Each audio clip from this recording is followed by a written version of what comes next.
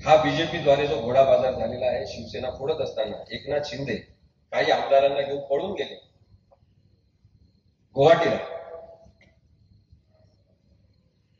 मी आपल्याला एक अत्यंत महत्वाची माहिती म्हणून हे सांगतोय, जी माहिती पुढे आलेली नाही आतापर्यंत। गुवाहाटीच्या हॉटेलमध्ये एक आमदार पळून गेले। 8 किलोमीटर गेल्यावर त्यांना पकडून आणण्यात आलं। त्यांना त्या गुवाहाटीच्या हॉटेलमध्ये प्रचंड मारहाण करण्यात आली।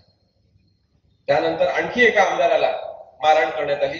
त्या 2 आमदारांना कोणी मारहाण केली हा प्रश्न पत्रकारांसाठी शोधावं त्यांनी।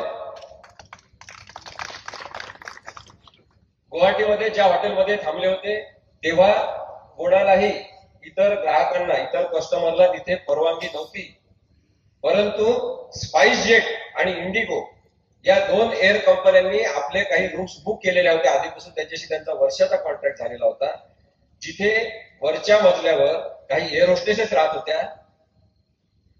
माझा प्रश्न आहे की त्या हॉटेलमधल्या लिफ्टमध्ये एअर होस्टेसच्या छातीवर हात कोणी नेले?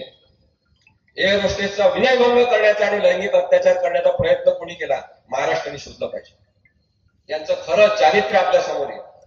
दारूच्या नशेत झिंगत असलेले हे नेते आज जरी मोठ्या मोठ्या मंत्रिपदावर बसलेले असले तरी हा पैशाचा खेळ आता महाराष्ट्रात चालू द्यायचा नाही। मला वाटतं की हे खालच्या पातळीवरच्या बाबी आहेत। कोणीही शिवसैनिक असं कृत्य करू शकत नाही। आता महाविकास आघाडी कदाचित सर्वोदयांचा अनुभव असेल, त्याच्यामुळे त्यांनी ते कथन केलं असेल।